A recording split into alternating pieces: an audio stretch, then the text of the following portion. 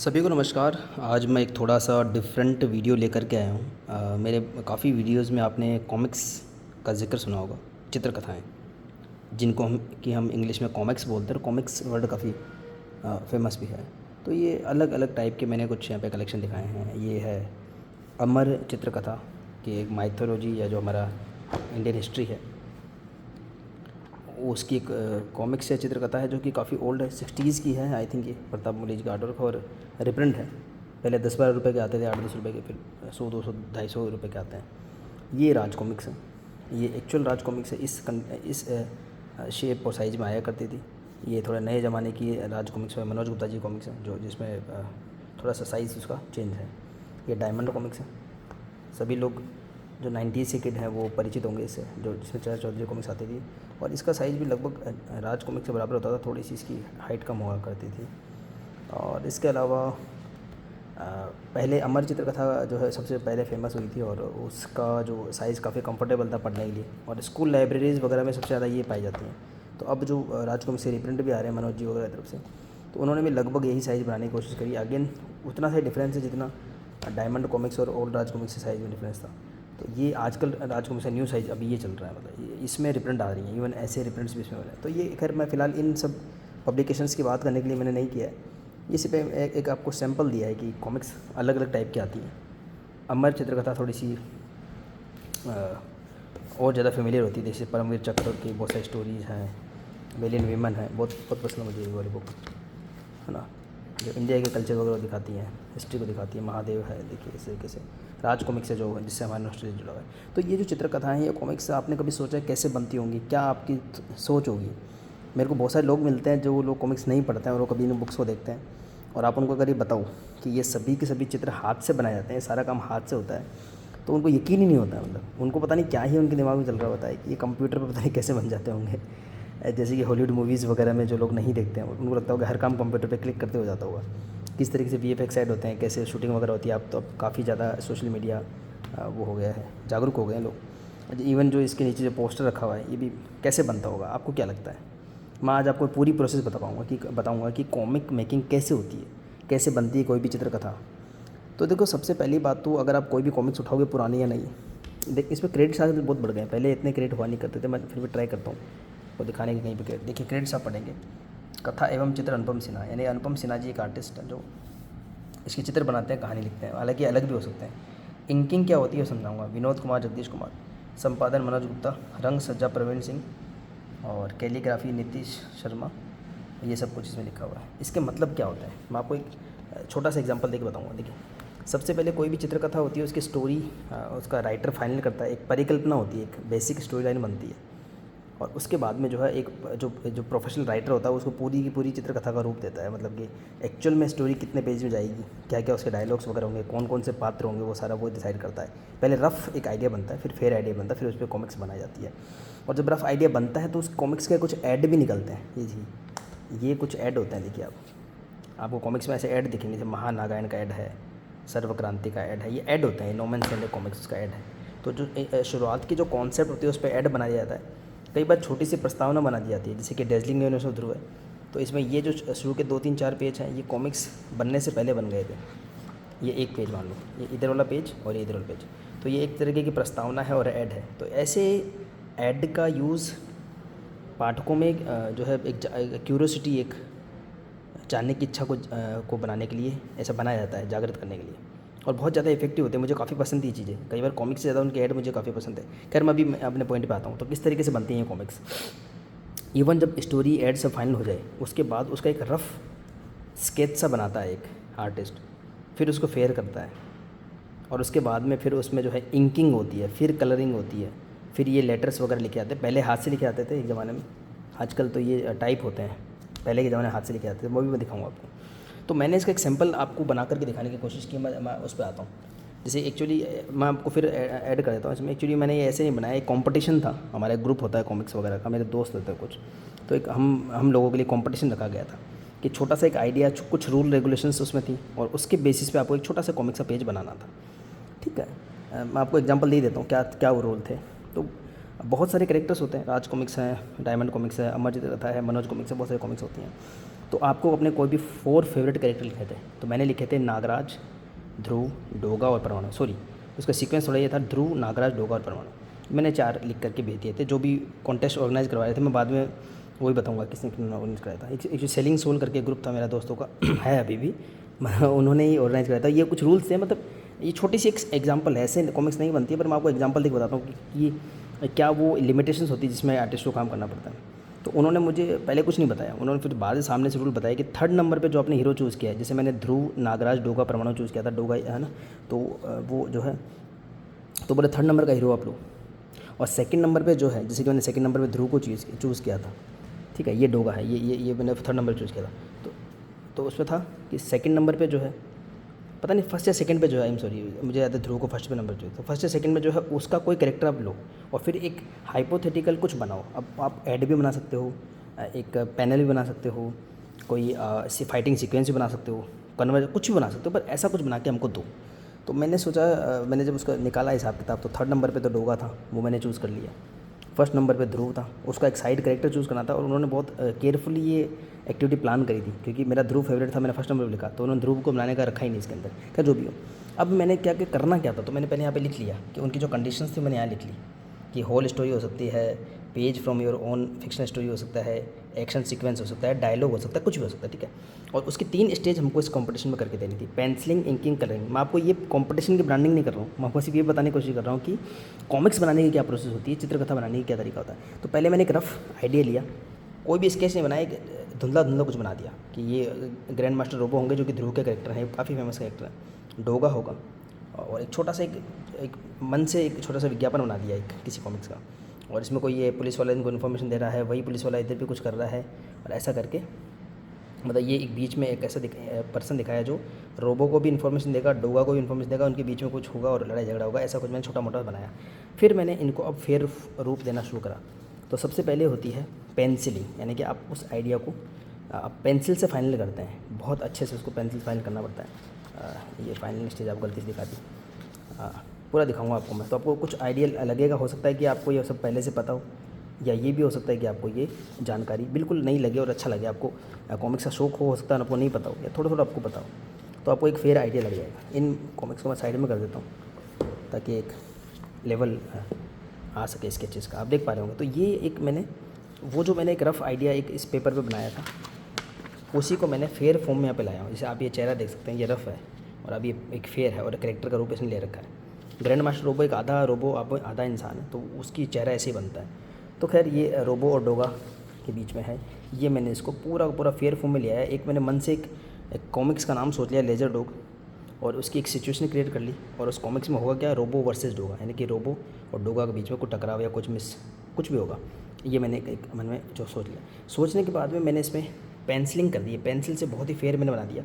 उसमें ये भी लिमिटेशन थी कि 5 फ्रेम हमको रखने हैं, तो मैंने 5 ही रखे, 1 2 3 4 5। तो ये जो स्क्वायर से बने हुए हैं इनको फ्रेम बोलते हैं, रेक्टेंगल वगैरह, उसमें हम कुछ सीन को दिखाते हैं। ये आप पेंसिलिंग दे, हालांकि मैंने काफ़ी टाइट पेंसिलिंग करी है, इतना टाइट नहीं करना होता, रफ भी चलता है। पेंसिल करने के बाद में प्रॉब्लम क्या आती है, आपको अगर कॉमिक्स बनानी हो तो उसमें आपको कलर करना पड़ता है। आप देख सकते हैं रंग बिरंगे चित्र, ये तो रंग कब आएंगे, जब आपको ये चीज़ें उभरेंगी, वरना रंग से पेंसिल आपकी ख़राब भी हो सकती है। इवन मैंने ट्राई भी किया था, देखो मैंने इस पेज का एक जेरोक्स करा, इस वाले पेज का, और जेरोक्स करने के बाद उसे रंग मैंने ट्राई किया। देखो मैंने स्केच पेन किया तो चेहरा बिगड़ गया, यानी कि जो आर्ट की खूबसूरती थी, देखिए आप, वो बिल्कुल ख़राब हो गई। फिर मैंने पेंसिल कलर का यूज़ किया, प्लास्टिक क्रेयॉन का यूज़ करा कहीं कहीं पे, और कहीं कहीं पे मैंने ऑयल पेस्टल का यूज़ करके मैंने ये पहले पता लगाया कि मेरे को कलर कौन सा करना है, कौन सा कलर बेस्ट रहेगा। तो मैं इस डिसीजन पे पहुंचा कि मैं पेंसिल कलर का यूज़ करूँगा, क्योंकि पेंसिलिंग में मैंने बहुत सारी डिटेल डाल दी है, वो छुपनी नहीं चाहिए। चलो मैं आपको नेक्स्ट प्रोसेस बताता हूँ, ये तो एक साइड की बात हो गई, मैं नेक्स्ट प्रोसेस बताता हूँ। तो पेंसिलिंग करने के बाद होती है इंकिंग, यानी इसके ऊपर इंक करते हैं ब्लैक कलर की, और इंक करने के बाद में पूरे को हम फाइनलाइज करते हैं आइडिया को। पुराने ज़माने में सीधा इसी पे इंक हो जाता था, तो उसके बाद होता क्या था कि ये पेंसिल वाला आपका जो पेपर है वो गायब भी हो जाता था। अच्छा एक बात और ऐड कर देता हूँ, ये A4 पेपर है और कंपटीशन में A3 पेपर की कंडीशन रखी गई थी। A3 क्या होता है, A4 का डबल होता है, तो मैंने 2 A4 पेपर को जोड़ करके इस कंडीशन को पूरा करा, तो ये अब एक A3 पेपर बन चुका है, जो कि एक नॉर्मल कॉमिक्स से काफ़ी बड़ा है। और ऐसा ही होता है, मतलब जितने में कॉमिक्स पब्लिश होती है उतने में बनती नहीं है, उससे छोटा साइज हो जाता है। इवन जो सबसे छोटी वाली कॉमिक्स होती है, ये वाली जो पहले राजकुमार आती थी, ये A4 का भी आधा होता है। तो एक्चुअली मेरे हिसाब से जो मेरी सोच है कि A4 में बनता होगा, फिर उसको A3 में, सॉरी नॉट A3, इसमें कंप्रेस कर देते होंगे जो इसका हाफ है, ठीक है। फिर इसी पे आता है, तो ये हो गई पेंसिलिंग। अच्छा, आज के ज़माने में क्या चल रहा है कि पेंसिलिंग को ख़राब नहीं करते हैं, जो भी जैसे अनुपम सिन्हा जी हैं या जो भी आर्टिस्ट पेंसिलिंग करते हैं, हेमंत कुमार जी हैं, उसका एक जेरोक्स निकल जाता है, जो कि मैंने भी निकाला। फिर से मैंने इसका जेरोक्स निकाल दिया, ऐसे सेम इसी का जेरोक्स निकाल दिया, ऐसे निकाल दिया। जेरोक्स निकालने के बाद में मैंने एक ब्लैक पायलट पेन ले लिया, मैं आपको दिखाऊंगा वो पेन कैसा होता है। थोड़ा सा क्योंकि मुझे और तो कुछ समझ आया नहीं, तो मैंने ये नॉर्मल जो पायलट पेन नहीं आता कि नॉर्मल, ये ब्लैक पेन लिया आपको दिखाने के लिए, ताकि आपको बिल्कुल भी अनफेमिलियर ना लगे। इसकी जेरोक्स करी तो आप देख सकते हैं कि इसमें थोड़ा थोड़ा धुंधला हो गया। देखो ये जो लिखा हुआ टेक्स्ट है वो अब इतना साफ़ नहीं रहा है इसमें, तो ऐसा ही और धुंधली हो गई थी पेंसिल, तो थोड़ी दिक्कत भी होती है। फिर इस पर मैंने इसको पेन से इंक करके कलर उभार दिया। अब आप देख सकते दोनों आर्टर को आप कंपेयर करो तो सेम का सेम जो चित्र वही का वही है, थोड़ा उभर गया है, उभर के आया है सामने। अब इसके ऊपर होती है कलरिंग पुराने ज़माने में, लेकिन मैंने फिर से नई टेक्निक आजकल यही होता है, तो उसके बाद मैंने सेम फिर से उसकी जेरोक्स करी। अगर आप पेंसिल करके जेरोक्स करोगे तो वो फीका आएगा, धुंधला आएगा, और इंक करके जेरोक्स करोगे तो एज इट इज़ वैसा ही आएगा। और उसमें कर दी मैंने पेंसिल कलर, और आपको लगेगा क्योंकि मैंने पेंसिल कलर में क्या किया, कहीं पे हल्का हाथ रखा, कहीं पे थोड़ा टाइट हाथ रखा, और थोड़ी थोड़ी सी मैंने कुछ इफेक्ट देने की कोशिश करी। मतलब अब आप देख सकते हैं, आप कंपेयर कर लीजिए। अगर आप सीधा पेंसिल करके कलर कर देते स्केच पेन से तो ये आर्ट की ये हालत हो जाती, देख लिया। अब देखिए आप आर्ट, ज़मीन आसमान का आपको अंतर दिखाई दे रहा होगा। बट आपको ये मैं बता दूँ, ये मैंने 2007 के बाद में शायद हुआ था राज कॉमिक्स में। पुराने ज़माने में पहले पेंसिलिंग होती थी, उसी के ऊपर इंकिंग हो जाती थी, उसी के ऊपर कलर हो जाता था। तो आपके पास में कभी भी ये होता ही नहीं था, मतलब आप पेंसिल किसी को दिखा नहीं सकते। पर सन 2007-8 के बाद में अब ऐसा होने लग गया है, आर्टिस्ट पेंसिल अलग करते हैं, उसकी निकलती है जेरोक्स, उस पर होती है इंकिंग, फिर उसकी निकलती है अगेन जेरोक्स, उसकी होती है कलरिंग। ये सारा काम मैंने हाथ से किया। इवन इस पर जो लिखने वाला काम है देखिए, वो भी मैंने पूरा हाथ से किया। लेकिन आजकल ये काम कंप्यूटर पे, फोटोशॉप पे होता है, लेटरिंग भी वैसे होती है, लेटर वगैरह वैसे लिखे आते हैं। पर एक ज़माना था जो मेरे को जो पसंद है कॉमिक्स, मैं दिखाऊंगा अभी आपको, सारा काम हाथ से। जो भी मेरी फेवरेट कॉमिक्स मैं आपको दिखाता हूँ हमेशा, वो उसमें सारा काम हाथ से हो रखा होता है। आई थिंक ये दशावतार एक पुरानी बुक है, इसमें हाथ से काम होगा। देखो ये जो है हाथ से लिखा होता सारा, इंग्लिश में ये है। तो ये था मतलब, तो मैंने जब इसमें पार्टिसिपेट करा तो मुझे समझ में आ गया था कंपटीशन का एक क्या स्ट्रक्चर है। उसका ये था कि कॉमिक मेकिंग के प्रोसेस आप आओगे तो, और आपको पता लगे इस एक पेज को बनाने में, इस फॉर्म तक पहुंचाने में मेरे को बहुत एफर्ट लगा, मतलब बहुत एफर्ट लगा, और मैं थक गया काफ़ी। मतलब जबकि ये कोई रियल कॉमिक्स ना हो करके एक मेरी इमेजिनेशन थी थोड़ी सी, और इसमें कुछ कंडीशंस थी ऑफ कोर्स, क्योंकि जब भी कोई आर्टिस्ट काम करता है इस बात को मत भूलना आप कि उन पे कुछ कंडीशंस होती हैं कि इस तरह की कॉमिक्स बनानी पड़ेगी, इतने उसमें पेजेस होंगे, ये उसकी स्टोरी रहेगी, ऐसा करके। तो उन कंडीशंस में उन आर्टिस्ट को काम करना पड़ता है। और अनुपम सिन्हा जी की बात करूँ तो ज़्यादातर काम वो खुद ही करते थे। बाकी अलग में क्या होता है, स्टोरी कोई और अलग दिखता है, आर्ट कोई और दूसरा बनाता है, एडिटिंग कोई करता है, कोई और कलर करता है, ऐसा कुछ होता है। तो इस तरीके से किसी भी एक कॉमिक्स का पेज तैयार होता है। रफ मैंने इसलिए रखा था कि आपको आइडिया हो सके कि अगर हम किसी भी स्टेप को अगर मिस करते हैं, अगर आपने पेंसिलिंग और इंकिंग को मिस किया तो उसका रिजल्ट ये आता है, कलर सिलेक्शन सही नहीं किया। और जीरोक्स क्यों करना चाहिए इस कंडीशन में से, अगर आपने गलत कलर चूज़ कर लिए, इंकिंग ख़राब हो गई, आप इंकिंग कर रहे हो, बच्चा एकदम से आ गया, गलत हो गया, इंक गिर गई, तो कम से कम आप एक स्टेज को सेव कर पाते हो। इवन जिन्होंने कंपटीशन ऑर्गेनाइज करवाया था उनको मैंने पर्सनली पूछा था, मैंने कहा सर इस पर क्या है इसका प्रोसेस, क्या मैं इस पर करना कंपलसरी है? बोला नहीं सर, आप इस पर मत करिए, इसको ख़राब मत कीजिए, आप ये रख लीजिए। तो इससे क्या है, आपके 3 स्टेज भी हो गई। तो मेरे बारे में काफ़ी कुछ, मेरे पास काफ़ी कुछ बताने को। लेकिन हाँ, एक बात मैं आपको बता दूँ, अगर आप इसमें पेंसिल को, फिर इंकिंग को और फिर कलरिंग को कंपेयर करोगे तो आपको बिल्कुल सेम दिखेगा। ऐसा जनरली नहीं होता, काफ़ी कुछ चेंज हो जाता है। जैसे कि ये देखिए, पेंसिलिंग ज़्यादा कोई फेयर नहीं होती है। जैसे ये मेरे बच्चे ने देखा मुझे काम करते हुए, तो मैंने इसको थोड़ा 6 साल की बच्ची है, कुछ मैंने एक्सप्लेन करने की कोशिश करी, उसको समझ कम आया, पर उसको ये समझ में आया कि पेंसिल के ऊपर इंक होती है। तो उसने तुरंत क्या करा, वो एक परीज़ लाइफस्टाइल को देखती है यूट्यूब पे, उसने तुरंत उसको पोज करा, छोटा सा मोबाइल था और यूट्यूब किड्स में और छोटा आता है विंडो में।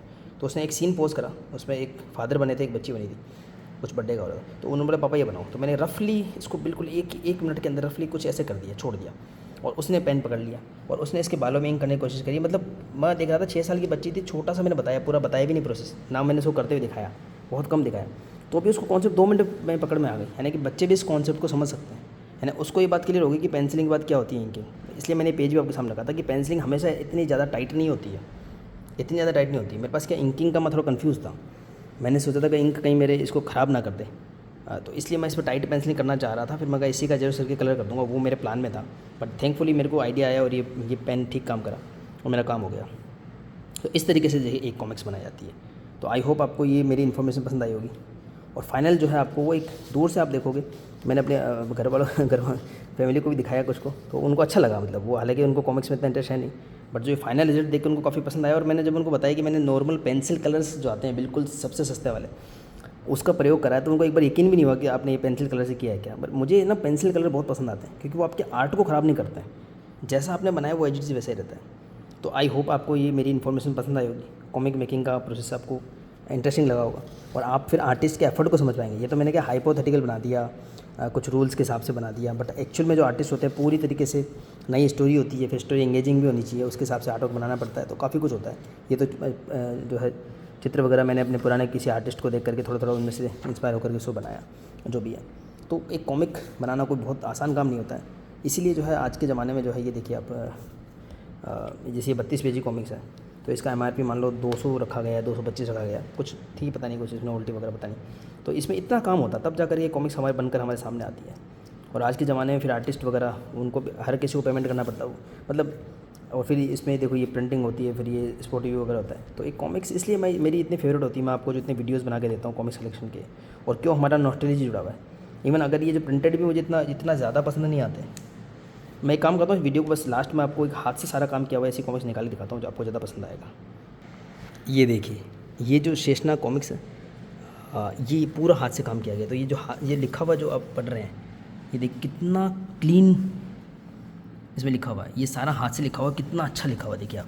पर इसमें दिक्कत ये होती है, गलत हो गया तो हो गया। और ये सुनील पांडे जी का होगा, फिर बताता हूँ। कथा जोली सिन्हा, ये अनुपम जी की वाइफ का नाम है, चित्र अनुपम सिन्हा, इंकिंग विनोद कुमार, सुलेख वरंग सुनील पांडे, संपादक मनीष गुप्ता। तो इसका मतलब ये कि अनुपम जी ने पहले पेंसिलिंग करी होगी ऐसे, फिर विनोद कुमार जी उस पर इंक करते हैं, जो मैंने आपको बताया था, ये इंक दिख रहा है ऐसे। उसके बाद जो है सुनील पांडे जी इस पर कलर वगैरह करते हैं सारा कुछ, और लिखते भी वही हैं। तो सुनील पांडे जी की हैंडराइटिंग देखिए कितनी अच्छी है। इवन मेरी हैंडराइटिंग कुछ लोग बताते हैं अच्छी है, तो उसका कारण ये इन कॉमिक्स और विनोद कुमार जी को मैं उसका श्रेय दूँगा। तो खैर आई होप आपको ये मेरी पसंद आया होगा वीडियो। इसमें भी सारा काम हाथ से किया हुआ है। इसमें किन के क्रेडिट हैं देख लेते हैं।